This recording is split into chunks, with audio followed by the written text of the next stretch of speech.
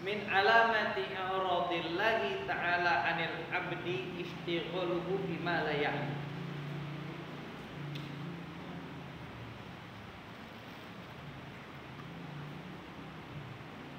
Dawuhe Kanjeng Nabi ngasih kita ilmu, ngasih kita ilmu. Mau tahu nggak kata Nabi? Ciri-ciri kalau Allah itu berpaling dari hamba. Mau tahu nggak? Ini bukan dari saya kan terjemahin doang. Ini yang nanya baginda Nabi nih. Mau tahu nggak ciri-ciri kalau Allah sudah berpaling dari hambanya? Gak mau tahu Allah Ta'ala sama ini hamba. Allah gak berkenan sama ini hamba. Udah males Allah. Apa ciri-cirinya? Kata beliau, kata Nabi, istighaluhu bima la ya'ni. Dia bakal disibukin dengan hal, dengan urusan yang gak ada manfaatnya, yang gak ada harganya, yang tidak berarti.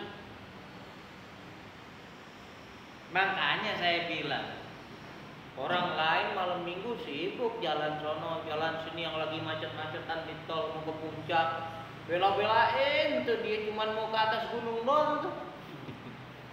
Macet-macetan 5 jam, bayangin tuh. Betul gak? Beb kan mau nyenengin anak istri, ya gak salah nyenengin anak istrinya. Aneh gak ngomongin ente, mungkin yang lain. Ya kan? Buang waktu aja.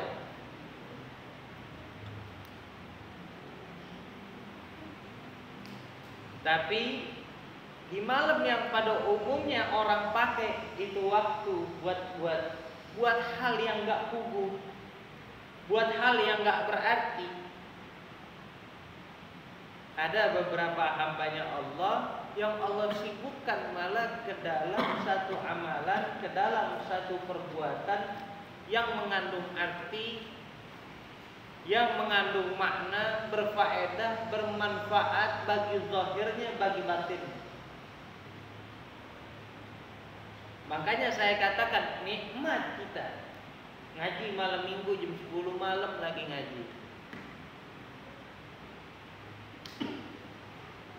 Enak kita kumpul di sini di saat orang sibuk, di saat Allah sibukkan yang lain dengan urusannya yang mungkin gak ada artinya. Kita Allah taruh di sini walaupun duduk-duduk sambil ketawa, sambil ini, sambil itu, tapi nggak lepas dari yang namanya zikir. Koneksivitas kita, koneksi hati kita selalu terkoneksi, terhubung dengan Allah Ta'ala. Walaupun kita barusan ada senda gurau, ada ketawanya, ada candanya, tapi ini semua bukan candaan-candaan kosong, bukan candaan yang gak penuh arti, gak ada artinya.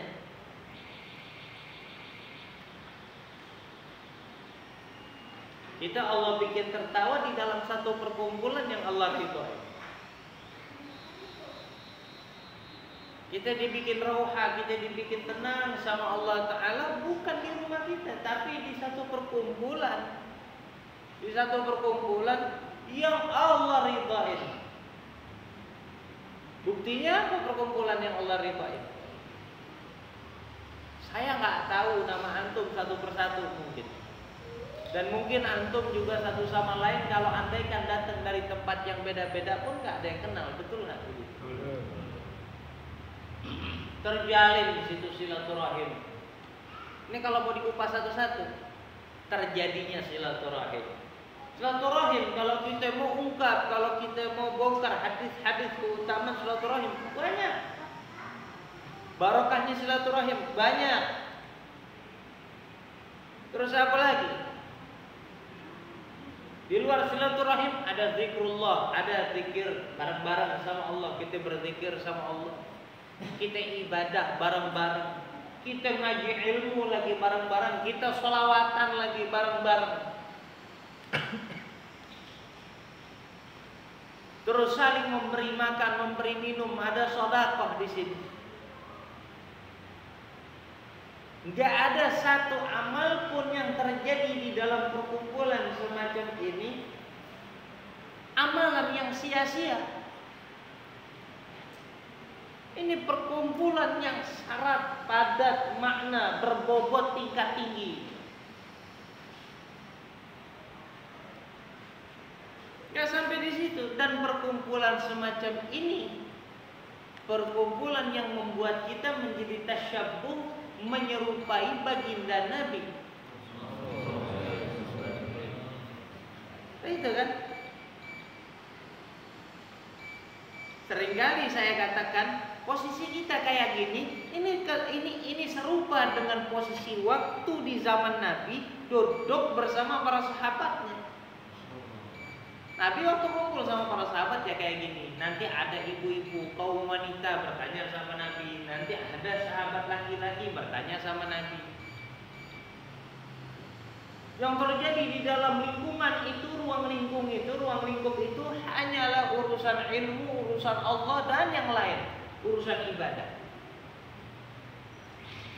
Gak ada kita di sini nanya, tagihan ente berapa? Utang ente masih berapa? Listrik ente udah bunyi-bunyi belum? Hah? Udah beli baju baru belum? Gak ada yang ngomongin kayak gitu di sini. Ya? Semua terpacu, semua termotivasi, semua tergerak hatinya untuk mendekatkan diri kepada Allah. Saling asah, saling asih, saling asuh di dalam urusan ukhuwah. Di dalam urusan ukhuwah. Makanya saya katakan ini kenikmatan paling besar karena dawuhnya Nabi kayak tadi, ciri-cirinya Allah Ta'ala berpaling. Udah ilfil sama hambanya, Allah sibukin itu hamba ke dalam urusan yang gak ada bobotnya, yang gak ada harganya, yang gak ada gak penting.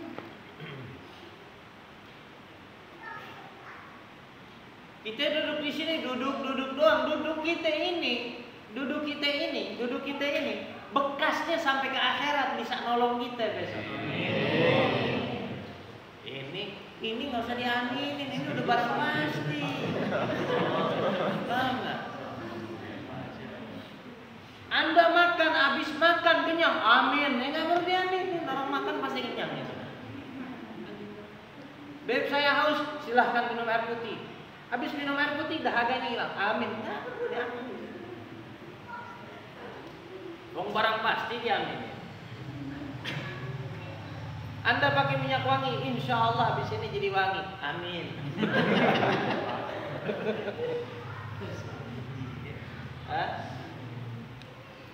Coba Anda 3 hari jangan mandi, jangan sikat gigi, insya Allah bau, amin juga. Itu barang pasti gak perlu diaminin. Itu udah garansi. Kumpul di sini kita santai, ketawa, masya Allah. Ini perkumpulan kayak gini nih, perkumpulan yang kayak gini nanti di hari kiamat nanti di mahsyar, perkumpulan yang diiri-irikan sama semua orang yang semasa hidup di dunia nggak pernah masuk dalam perkumpulan kayak gini.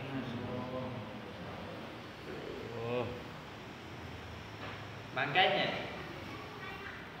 yang pertama wajib disyukurin. Yang kedua wajib kita minta ditambahin, dilanggengin kenikmatan ini. Jangan sekarang nikmat aji, tahu-tahu keluar dari sini sombong, ya lo gak ngaji, gue lebih baik dari lo. Jangan. Iya, jangan. Doain yang lain. Kayak gitu jadi kata Nabi. Paham gak tuh tanda-tandanya Allah ilfil sama hamba? Wa inna imra'an dhahabat sa'atun min umrihi fi ghairi ma khuliqa lahu. Dan sesungguhnya seseorang bila pergi sesaat saja dari bagian umurnya, bila hilang sesaat dari bagian umurnya, umur kita yang barusan 5 menit lalu kan udah copot dari badan kita. Sadar nggak? Hah? Sadar nggak? Sadar kan? Umur yang tadi maghrib udah nggak bisa kita balikin, udah lewat dari badan kita, udah lepas dari kita. Lah kata Nabi, siapa orang yang umurnya sudah berlepas dari dia sesaat saja, fi ghairi ma khuliqa lahu, hilang umurnya dia, terpakai umurnya dia untuk melakukan hal yang bukan sama sekali dia diciptakan untuk hal tersebut. Kita pakai umur kita dari tadi sampai sekarang buat apa? Buat ibadah sama Allah. Memang kita diciptakan buat ibadah tujuannya, betul nggak? Ada orang yang ngabisin umurnya, yang menggunakan umurnya bukan buat ibadah, bukan buat ibadah. Kata beliau, la jadirun antatula alaihi hasratuhu ila yaumil qiyamah. Maka orang yang menggunakan umurnya untuk hal yang bukan karena hal tersebut tujuannya dia diciptakan. Tujuan kita diciptakan untuk ibadah.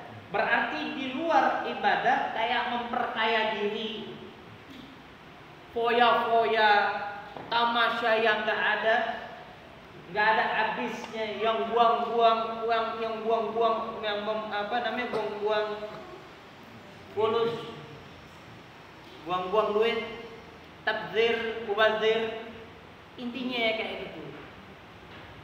Kita nggak diciptain buat melakukan hal yang kayak gitu. Diciptakan kita tujuannya untuk beribadah kepada Allah. Maka orang yang menggunakan, menghabiskan umurnya untuk selain tujuan selain inti dari tujuan dia diciptakan, yaitu untuk beribadah kepada Allah, maka dia akan merasakan kerugian yang sangat panjang hingga hari kiamat, kata Rasulullah. Wa man jawazal arba'ina, kata beliau, barang siapa yang umurnya sudah melampaui batas usia 40 tahun, walam yaghlib alaihi khairuhu syarruhu,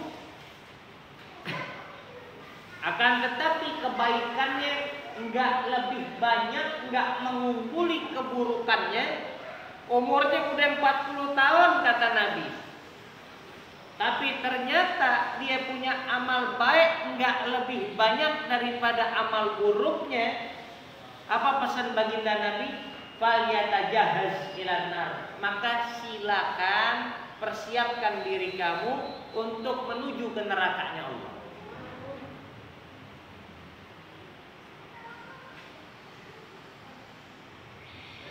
Ngerti?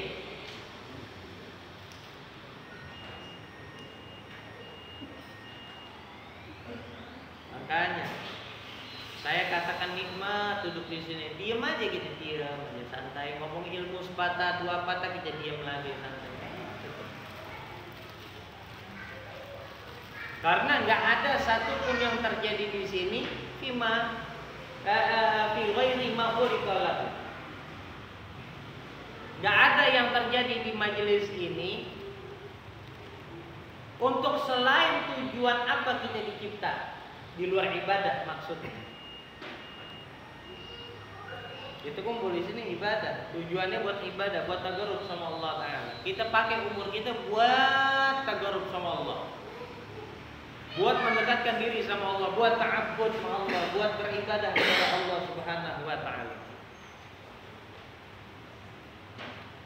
Maka banyak pahala yang bakal bisa kita dapatkan dan kita rasakan nanti setelah kita wafat.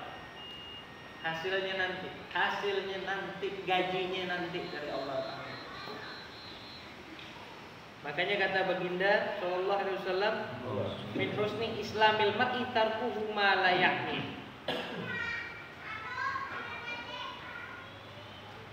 Dari bagusnya Islamnya seseorang, ya, yang termasuk ke dalam hal yang bagus, memperbagus, mempercantik keislamannya seseorang itu adalah meninggalkan hal-hal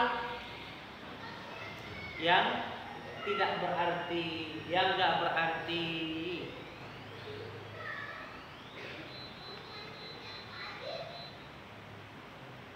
Paham itu? Paham? Wallahu itu nasihat pertama dari kita. Udah kelar tuh nasihat pertama. Nanti masuk ke nasihat kedua. Makanya kita minta